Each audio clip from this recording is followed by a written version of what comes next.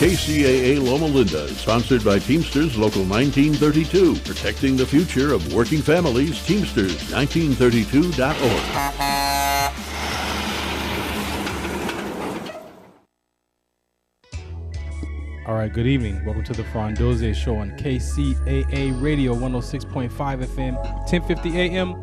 Also stream on the KCAA Radio.com website. The station that leaves no listener behind. It's Sunday night. We got to bless the show. You know how it goes. When I was in my mother's womb, I had a calling on my life to do something in the glory of God and marry it like a wife. Commit myself to his word and never be led astray. And when it's all over, when he comes, I'll be glad to see that day in the morning time. All right, good evening. Welcome to the Farron Dozier Show on KCA Radio 106.5 FM, 1050 AM. Also stream on the KCARadio.com website, the station that leaves no listener behind. So if you got to get out of your car, grab your device, your laptop, iPad, smartphone, type in KCARadio.com, click listen live or watch live, or go download the app. You can, yes, go download the KCA Radio app, and now you can listen to us from wherever you are. All right, so it's Sunday night. Shouts out to my crew. They may or may not be here. So where are we going to start? We're going to play the public service announcement first, and then we'll get into what the show is about tonight. If you check the social media, you've been out there kind of like fumbling around with it. I posted a couple days ago and today, as we've been talking about relationships off the air. Now I'm back in church last 4 years, putting things back in perspective, putting things back in the godly order. Not everybody believes in the same God I believe in. I understand that. It's cool. But I believe in Jesus Christ, the Holy Spirit, and God, and the Trinity. So I'm living by those kingdom principles. Before I really wasn't applying those to my life. And so we get in relationships, all different kinds of ways, right? So my question tonight is, who chooses who? Does the man choose the woman or the woman choose the man? That is the question. I posted on my Facebook. I got a lot of different responses. We're going to talk about some of those. I have my own perspective. I have my views of before, during, and after of who I am today. And let me tell you, it has changed. So the question is, who chooses who? Does the man choose a woman or the woman choose a man? We're going to find out. What's your opinion? There is no wrong answer. Just so you know, there is no wrong answer. I'm going to tell you my truth, but there is no wrong answer. This is Call Me Go, public service announcement. If it's dedicated to veterans, right? But you don't have to be a veteran to use the device. Shout us out what's the count. Some of us still carry the burden of battle. It threatens to drown us in our everyday lives. In battle, we had our weapons and combat gear to keep us safe, to keep us confident.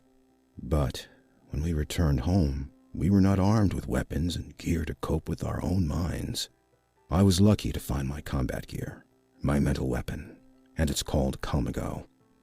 Calmago is a drug-free device that allows you to achieve calm in less than 3 minutes in moments of anxiety, stress, anger, panic, or insomnia, not with medication, but rather by activating the parasympathetic nervous system through breathing regulation and multisensory stimulation. A recent study has shown that Calmago decreases PTSD and anxiety levels in veterans, helping those who are suffering and having a long-lasting effect. Visit Calmago.com to learn how you can get Calmago through the VA or with a special veterans discount code.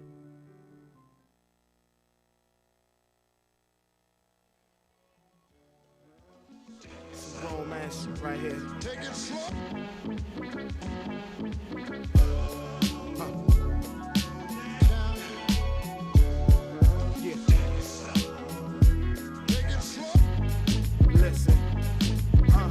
Trying to man up, see what's really good with you. Gentleman's approach, not bringing hood to you. Same things that you hear every day, like, hey ma, hey boo, baby, what's your name? Please I'm so glad you came. My mother called me Thomas, you can do the same. Damn, it's so refreshing when you calling out my name. Been proof for so long it doesn't sound the same. My occupation rapping, I make a little change. I see you not impressed with what this life brings. Finish school, got a job, girl, do your thing. It's a lot of independent women wanna be claimed. Marrying the money, you're marrying the fame, or at least give birth to a check. With all due respect, let's two-step in the name of life. Who says we gotta do the waltz all day and all night? It's like, if love is not enough, we don't have to rush. Come around, I slow it down just for you. Lady, you should be right here next to me. Come around, I slow it down just for you. we can go to the movies, I take you to the park and promise to head you home for the lights go out. Steady asking you questions what your life about. Oh, and me, mine's everything I scribe about. No doubt, this my life and dedicated to this right and sacrificing everything for it. Wasting time I can't afford. So if it ain't you, then you know I'm cooped up to record. I scoop you up in my Porsche, psych, you know I got a Nissan that I'm still paying for, still got a lease on. But it don't matter, cause that ain't my aim to get you. I got fame, but you know that just ain't the issue. Because you looking like a woman of virtue, so well rounded. No wonder you in my circle. And normally you probably wouldn't give me the time of day, cause they got rhymes, but no, we ain't got time to waste. Let's do it now, darling. If love is not enough, we don't have to rush. Come around, I slow it down just for you. Lady, you should be right here next to me.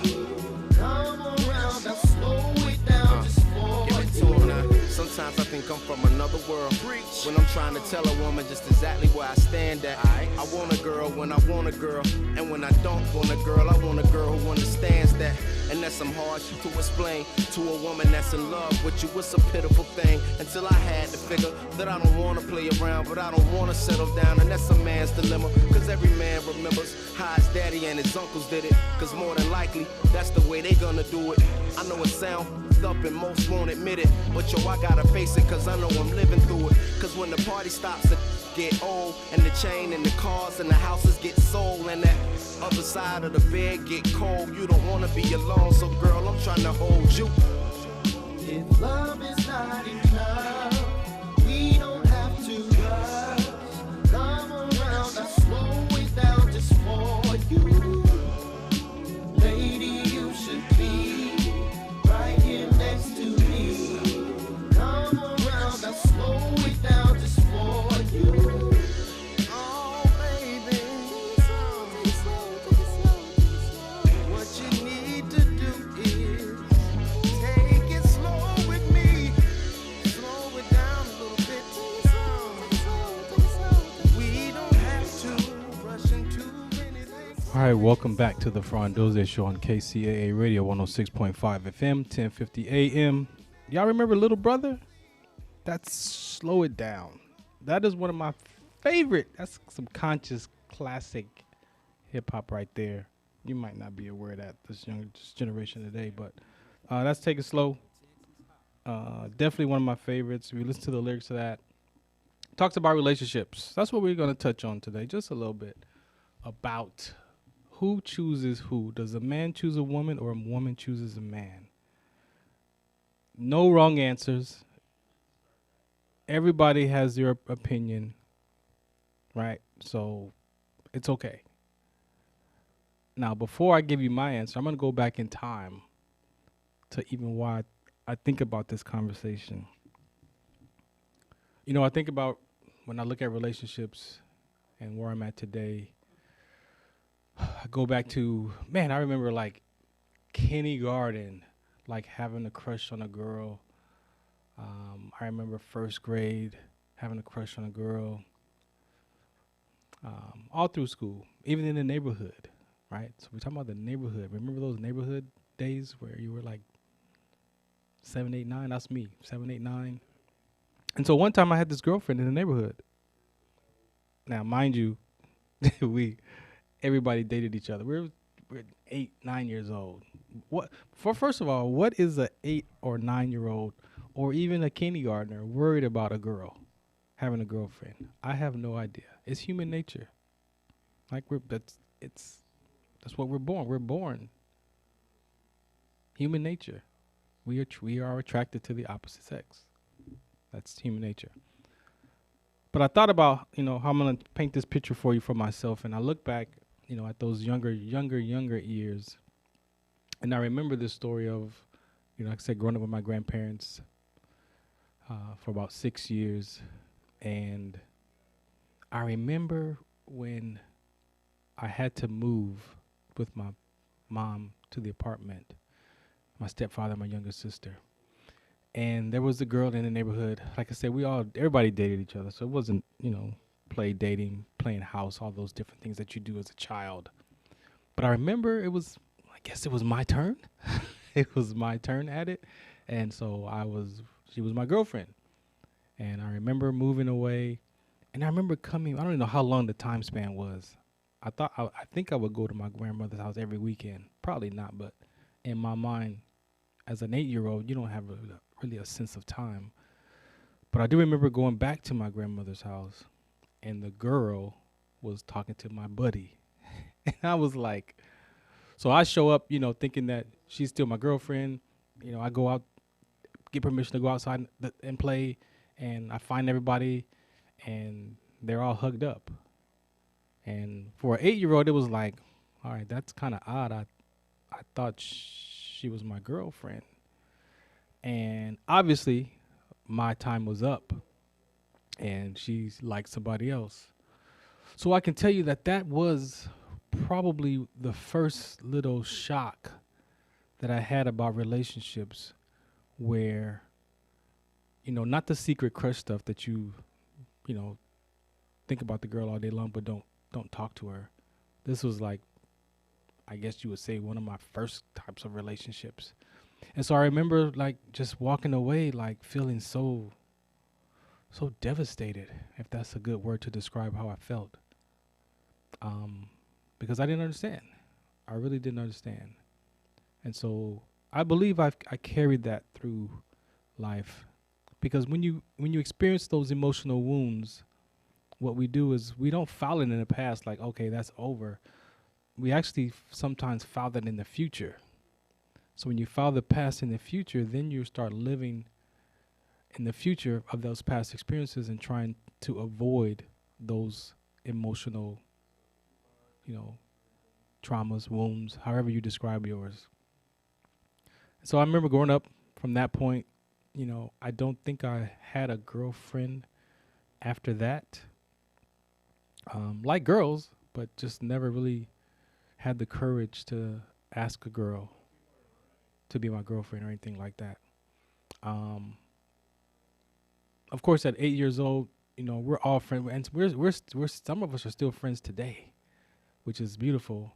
But as a child, that stuff didn't get in the way. Back then in the 70s, when you play with your friends or whatever, you get into fights and, arguments, and then in 10 minutes you're back friends like nothing ever happened. So it wasn't that, of a jealous wound, but it was definitely I don't understand what's going on kind of wound, and especially around girlfriends.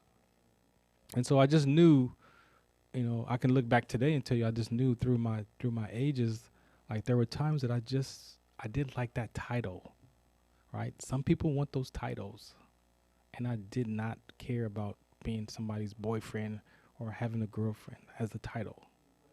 But you could see where the kind of shock, little kind of emotional glitch happens, because I can remember that.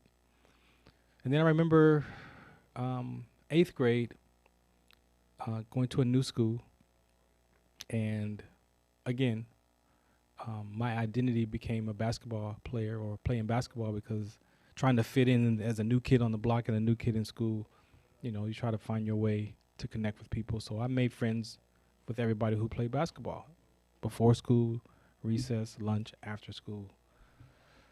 Pretty much my identity trapped in that basketball. And so I remember this Spanish girl at some point used to watch us on the sidelines, and somehow she became my girlfriend. I don't even know how to tell. I don't even know. All I know is one day we were just walking to class together, and she was my girlfriend. And I remember her telling me quite a few times, "You're not paying attention to me."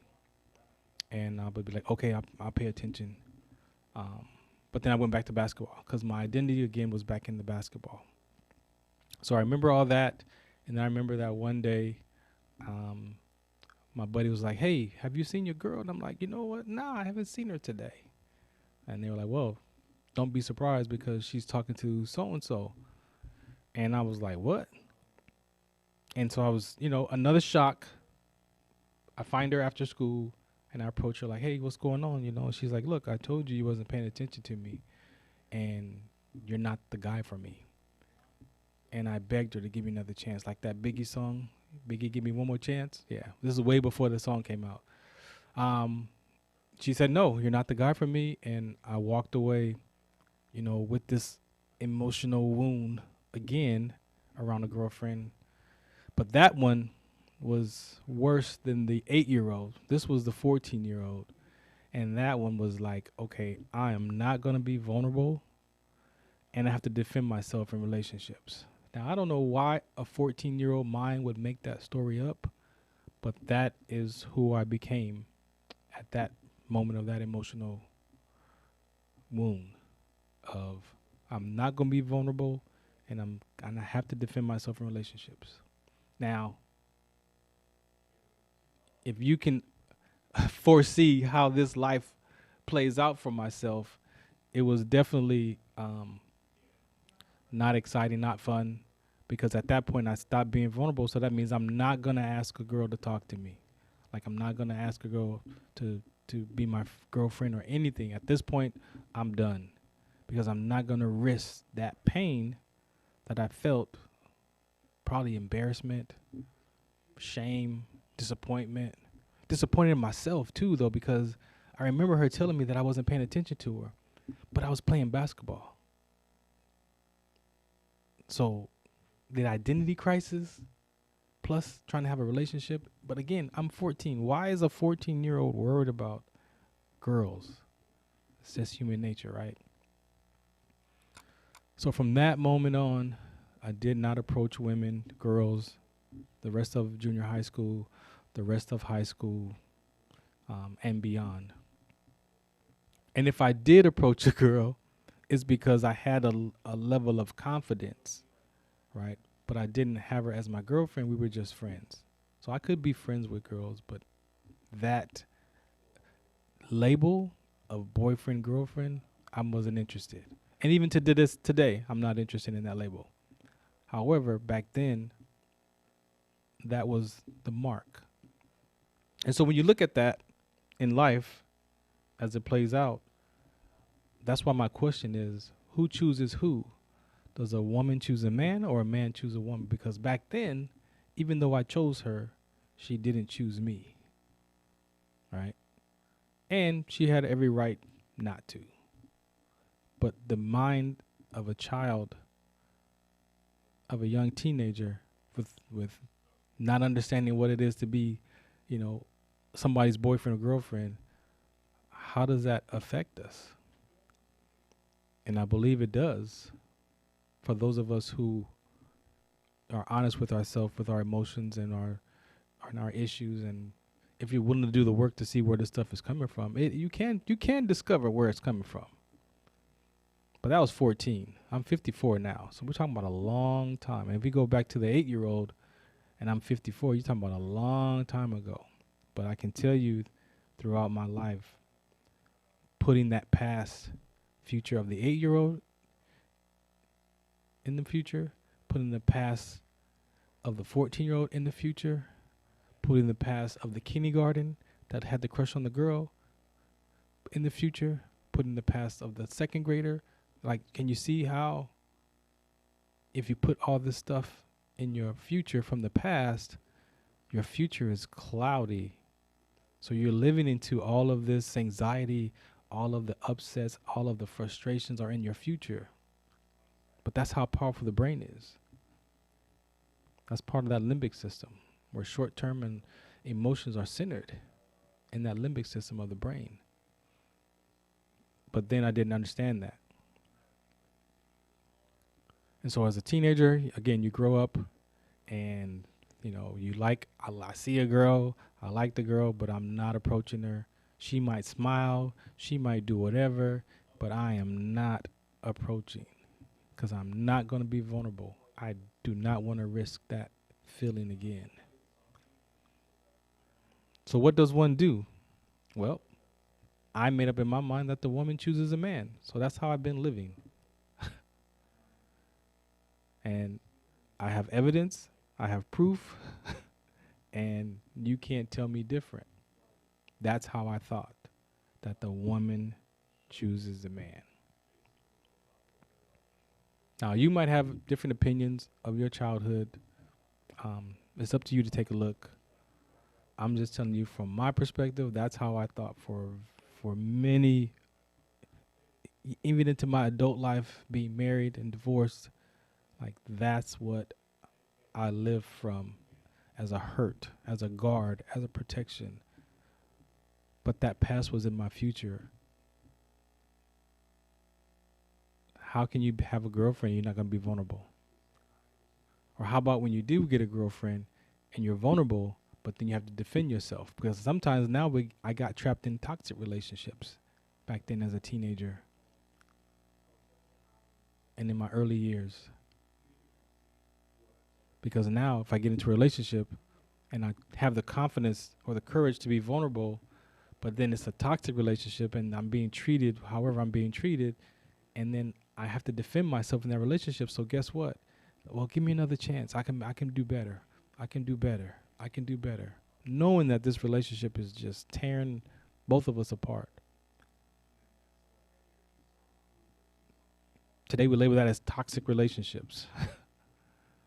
But in those toxic relationships, who's the common denominator in those?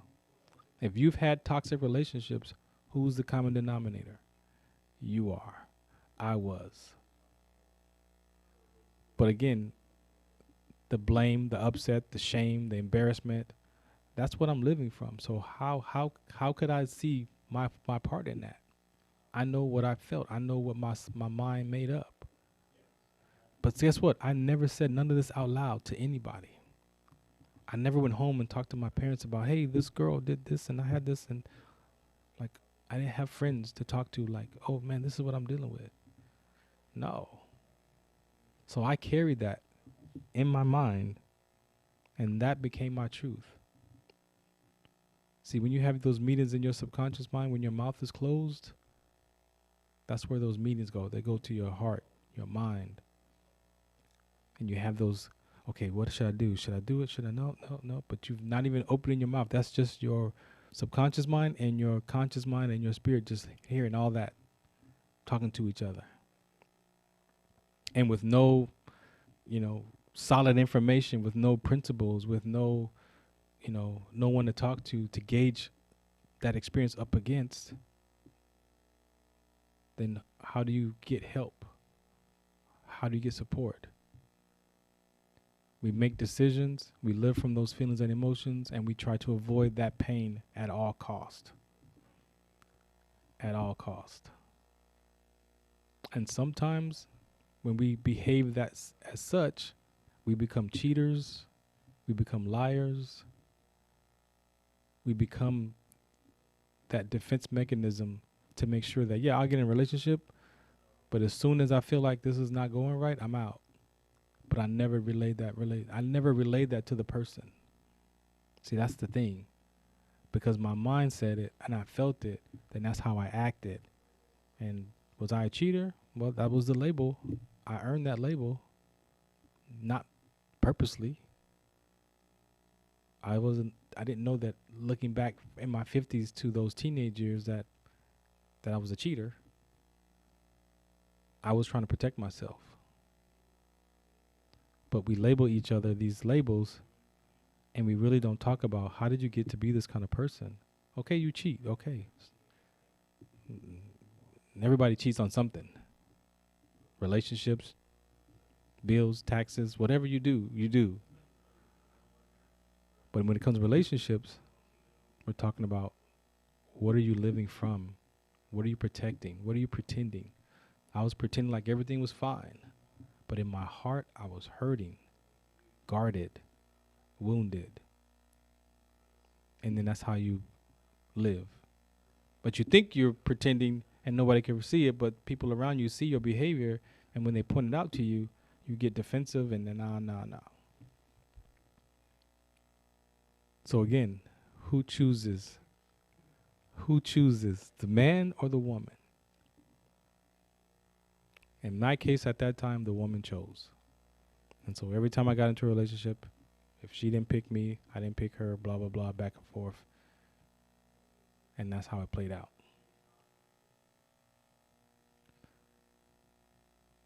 You know, it took a lot for me to get to where I am today with this conversation. It took a lot because, you know, failed marriages, failed relationships. Again, I'm the common denominator. But I just knew there was something better than how I was being as a person. I just knew there had to be a better way of living. Again, where did I find out about relationships? Music, TV, friends. You know that peer age? That peer age, 12, 13, 14, 15, 16. That's all trial and error. Everybody's lost. And I say everybody loosely, but a lot of us are lost in those ages, in those transitions because of experiences that we've had in the past. So why couldn't I go to my parents? I don't know why I couldn't. Why didn't I tell my mom and dad? I don't know why I didn't. I have no idea why I didn't. Why didn't I tell my uncles? I have no idea. There's no excuse. There's no reason. I trusted my thought process. That voice in my head I thought was me, but that wasn't me. And it wasn't until my sickle cell trait exertion with the rhabdomyolysis in the military, injured, mental anguish happens, and life is over. And through all of that, depression and anxiety, whatever, all that stuff that came with that, you know, still has to be managed. It was life was over. It was why bother? It was I'm better off out of here. That's what I thought. Relationships failed. My career's over. I don't even know who I am now because I'm not in the uniform anymore. Like, there's a lot of factors that we deal with when we try to be and you want to be in a relationship with somebody. So that's what I'm pointing to. That's what I'm pointing to. Is you know, we want to be in relationships and there's so much going on in the background of our life. So much going on in the background of our life. And yet we want to be in a relationship. But what's funny is I'm not even in a relationship with myself anymore. And we'll talk about how to rediscover your own self-love, your own self-esteem before you get into a relationship with somebody. If not, you'll be looking for your better half. And that's how we language it. You don't need to find your better half. You need to come already whole and complete. But as I look at my life and I looked at those situations, I'm like, there's got to be something better. And I found this education, personal development course. And I put my life in those courses. And those courses talked about all different aspects of life. Relationships with your parents, siblings, friends, everybody, but more so relationship with yourself and who you're being inside of those relationships. And what's in the way? What are the wedges in between your fully self-expression of yourself as a person, even with the past experiences that you've had? How can you own your past? I mean, literally own it and then move forward in relationships. Well, I'm here to tell you that you can. You really can. It takes work though. You got to be willing, and it takes work. It takes a lot of work. It takes telling the truth to yourself, to look back at that past, to see what stories that you made up. What stories might not be the truth. They might be your truth, but they might not be the truth. And sometimes when you take a look at those stories that you made up and gauge them up against something else besides your own thought process, you might discover that, yeah, maybe that was not the truth. And then you find your strength to go in and start to investigate. Hey, why did I remember that 8-year-old kid with the girlfriend, right, in the neighborhood? Why do I remember the 14-year-old kid when I was in junior high with that story? Why do those stories, the 17-year-old story, why do those stories just seem to come up in my thought process on their own? Like you can't control your thoughts. Try to control your thoughts. Yeah, I'll wait. You can't thought the thought. You can't stop the thought. So understanding that today makes plenty of sense. But when you look out in the world today, and everything is talking about relationships, everything is, not everything, but a lot of these conversations today around adults, relationships. Everybody wants to be in a relationship. Well, we're social people. It's a human instinct. So it's normal. Like, you can't resist it. You have to own it. But you have to be able to own your past too. Because when you meet that person and you marry that person, you're not marrying just that person, you're marrying that person's history. You got two different histories coming together, and if you haven't done the work to be free from your past, then you're bringing all that stuff we call baggage, and you hear all the music about it and all the songs about it. And then we're trying to figure out if we're compatible and who chooses who. Have you thought about that yet? Have you thought about your answer to that question of who chooses who? We're going to come back, and I'm going to talk about the principles that I started to follow to get me to the point of my final answer today of who chooses who. So you tune into the Farron Dozier Show on KCA Radio 106.5 FM, 1050 AM. Also streaming the KCARadio.com website. The station that leaves no listener behind. Do you remember this song right here?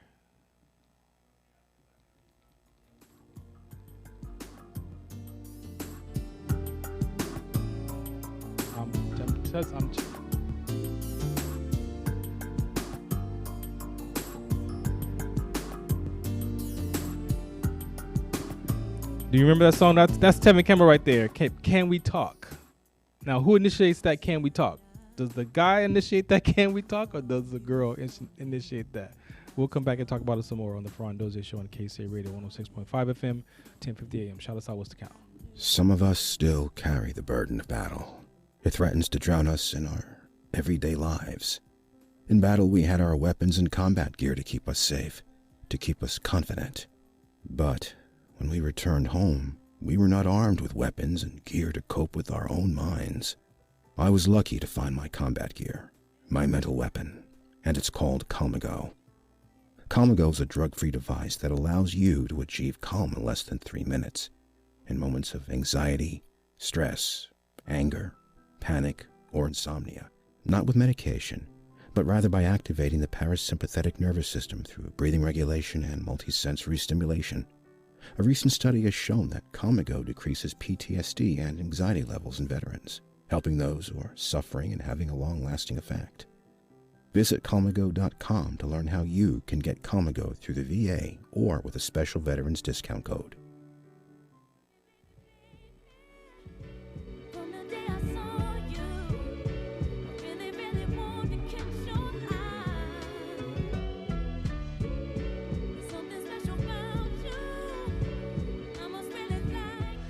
That's Alicia Keys with You Don't Know My Name. It's another classic hit right there. We're talking about who chooses who, right, in relationships. Let's go back in time. We've talked about, my experiences. I'm putting my life on the court right here of how I got to my thought processes and how corrupted my views of relationships were, how they got that way.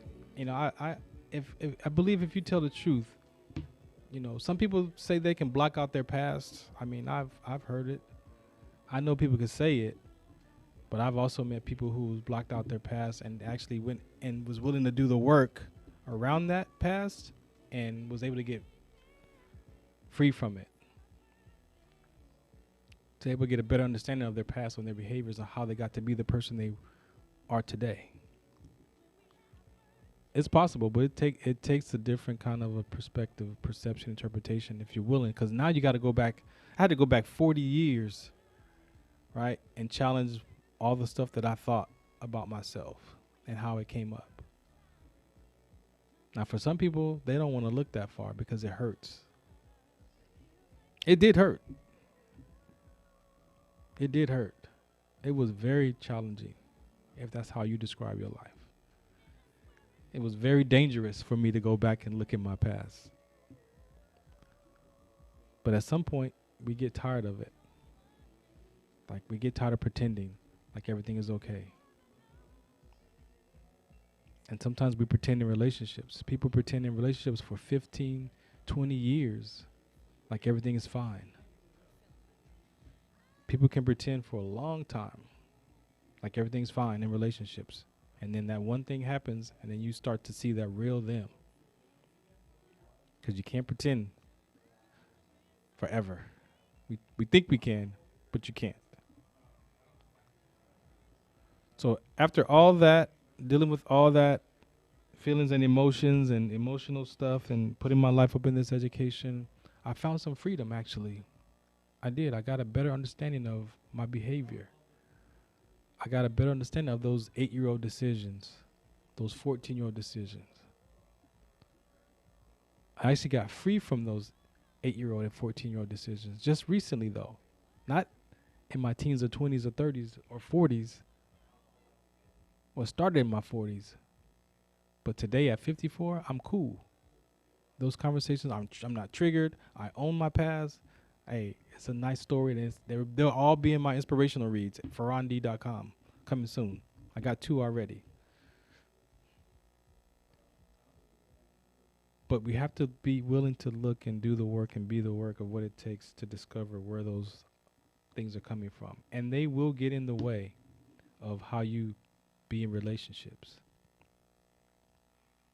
People point to that they want loyalty, they want trust, they want all these different things, but they don't have that within themselves first. Why? Because of those emotional traumas. Maybe it was your parents. For sure, I healed with my parents. There were some things that I had got in the way of my relationship because of how I viewed my parents. Sometimes those generational things, those consequences pass on from generation to generation. The more I didn't want to be like my mom, I turned out just like my mom in relationships. The more I didn't want to be like my dad, I turned out just like my dad. The more you resist things in your mind, the more it persists. Because you're holding on to it, you're resisting it, you're holding on to it. But once you realize what you're holding on to, you can let it go. And then you can look at it. But you have to be willing. And at that point in my life was over. I was willing to look. And when I started to put these stories up against those principles of that education, I discovered, wow, that was a story that I made up. That Farron made up. Nobody else, I made up. And to own that I made that up and not blame anyone gave me that freedom to own it, to examine it, to look at the impact of my life, to look at the impact of other people's life, and then to either choose that, continue to choose that behavior, or let it go. And it takes something to choose that behavior, to let it go. We don't realize that there's freedom on the other side of that. There's freedom when you can go self-examine yourself and tell the truth to yourself and don't blame anybody and take 100% responsibility for your life and your actions. That's a different way to be. And I become that type of person. But once I got into church, because I'm still thinking that, from my experience, the woman chooses the man. That's how I've lived most of my life, is the woman chooses the man. But once I got back into church and I got back into these principles, I learned that I think I had things out of order. And it's up to you. See, what are you being used by in your life? Are you being used by your past and your feelings and emotions and all that stuff in your mind? Or are you willing to take that and put it up against something outside of yourself to gauge and see, what principles am I going to follow today? And when I found the biblical principles and I put my life in that and I gave my life to Christ and I went back to church and I really started putting myself back into the Word for clarity. See, people think that the Bible it's not just a book. It teaches you how to live.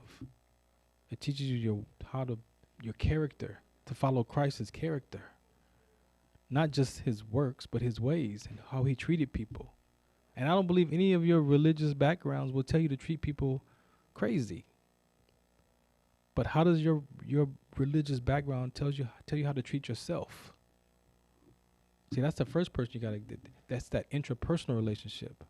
We're so focused on interpersonal relationships with other people that we forget that there is an intrapersonal relationship. That I in team that I'm going to be teaching athletes. There is an I in team. It's that individual person, the intrapersonal relationship with myself. That's what you got to go to work on if you want to be in a relationship with another person. Now, if you want the woman to choose you, there's nothing wrong. There's nothing wrong with it. We see people now on social media, the woman is asking the man to marry her. Like, it's just, it is what it is. None of it is right or wrong. I'm not the judge. God didn't give me the rubber stamp to judge people. So I don't get to be that person. But I went back to, what does the Word have to say about relationships?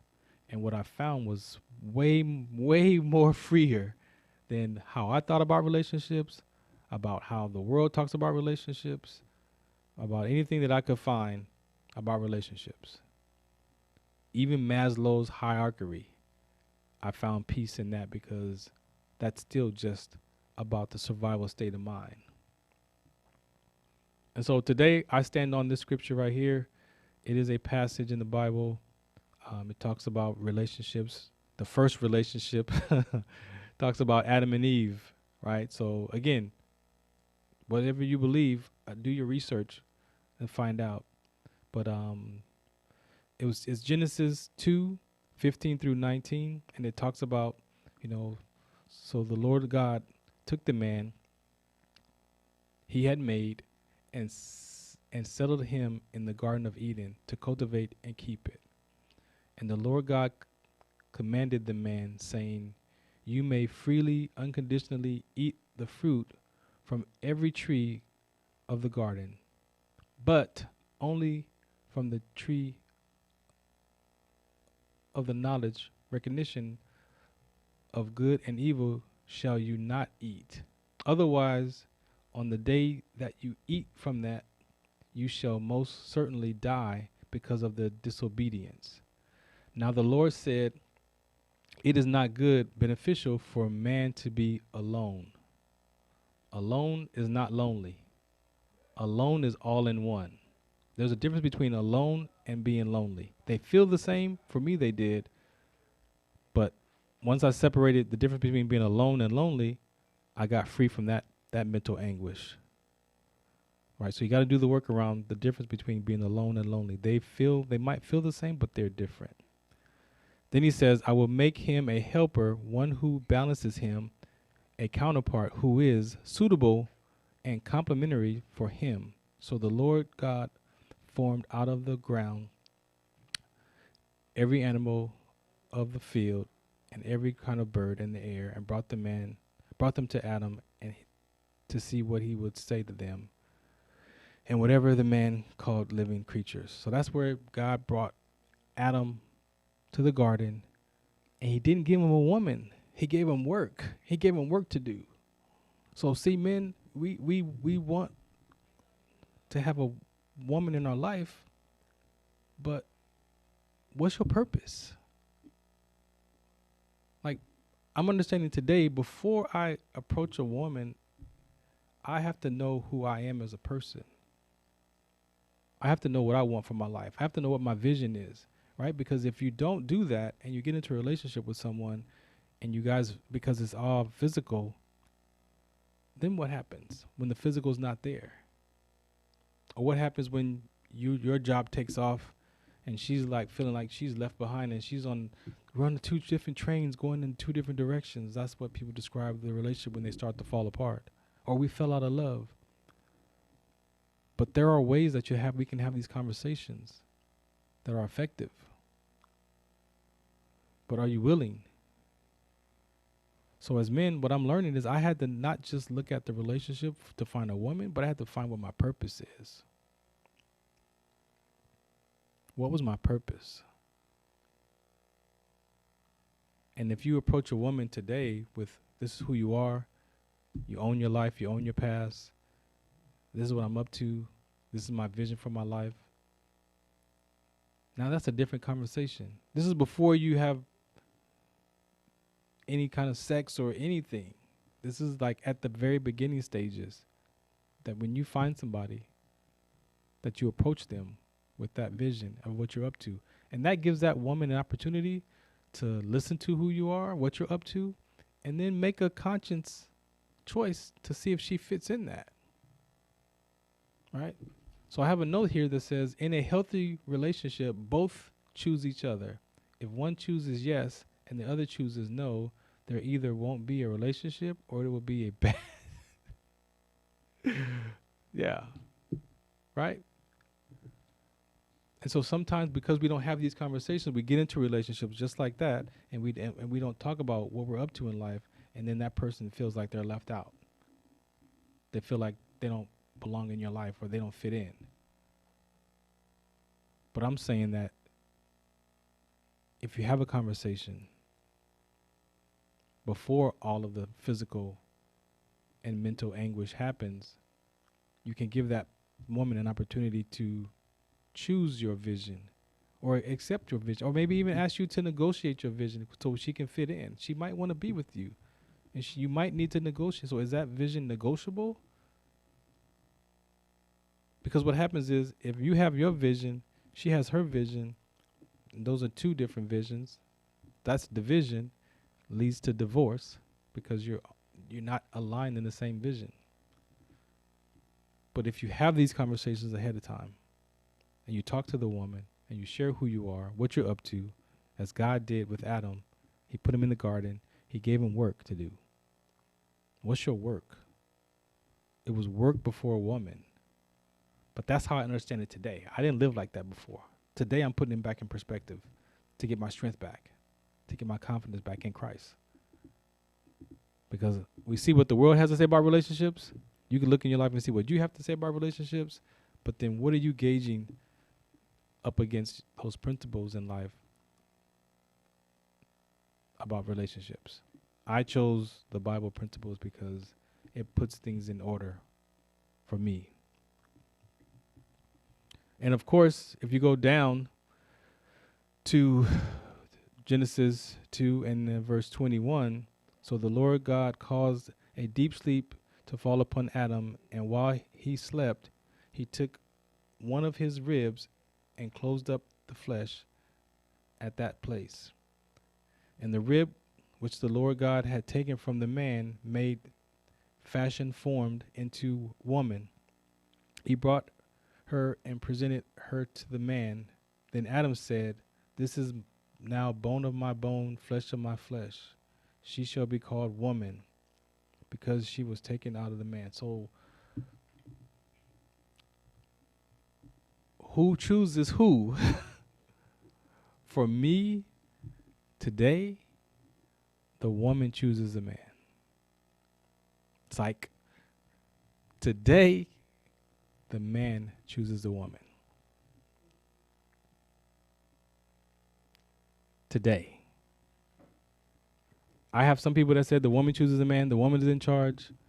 But for me today, the man chooses the woman. Now, again, this note that I read to you says, in a healthy relationship, both choose each other. If one chooses yes and the other chooses no, there either won't be a relationship or there will be a bad,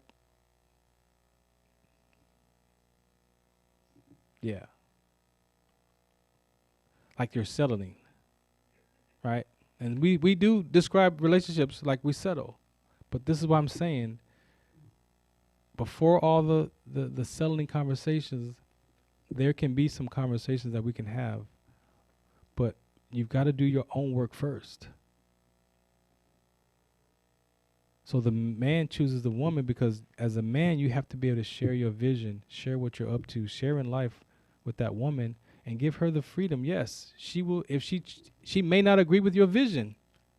She may say, you know what, I like you, but I don't like what you're up to, and that's it.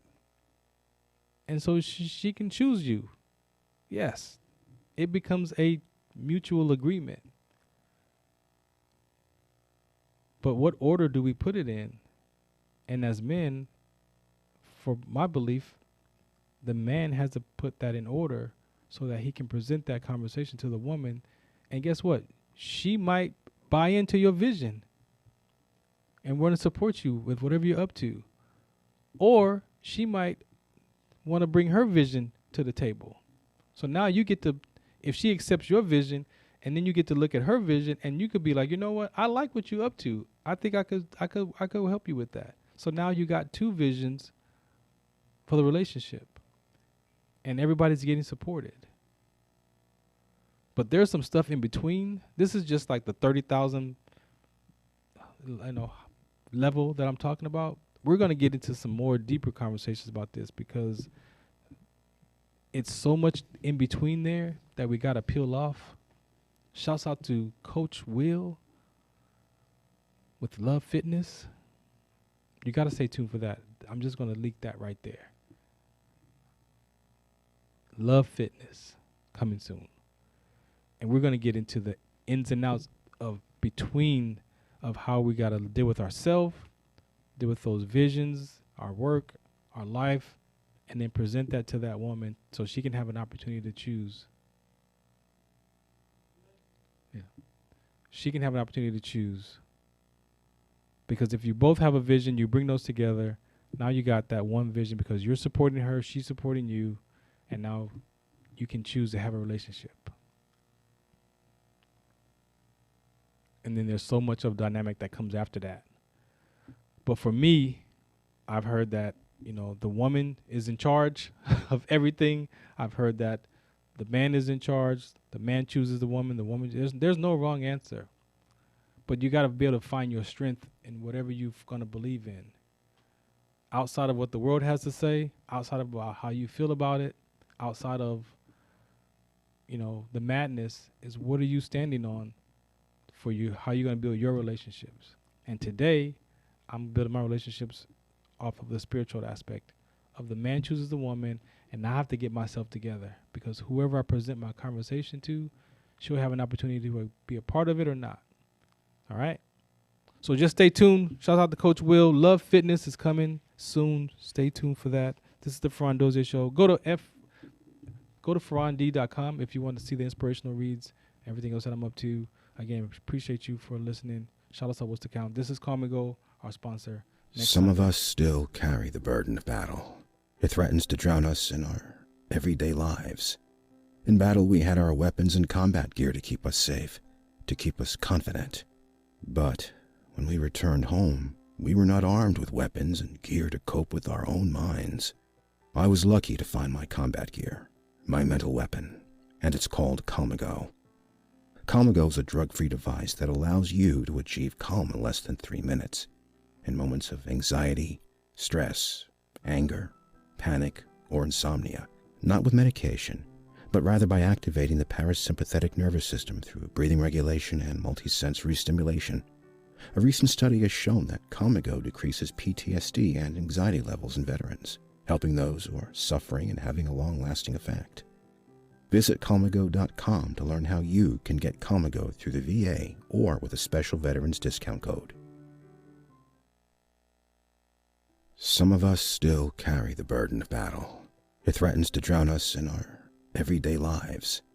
In battle, we had our weapons and combat gear to keep us safe, to keep us confident.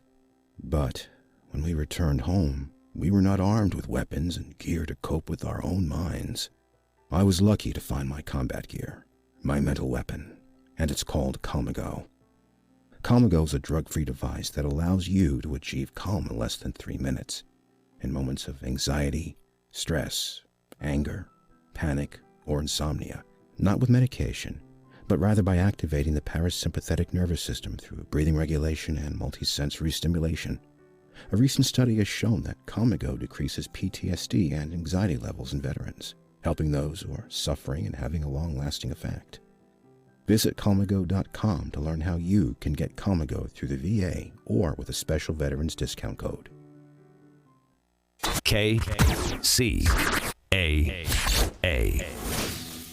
Advanced Towing and Auto Transport in Lodi alerts listeners that every 6 days, a tow truck driver is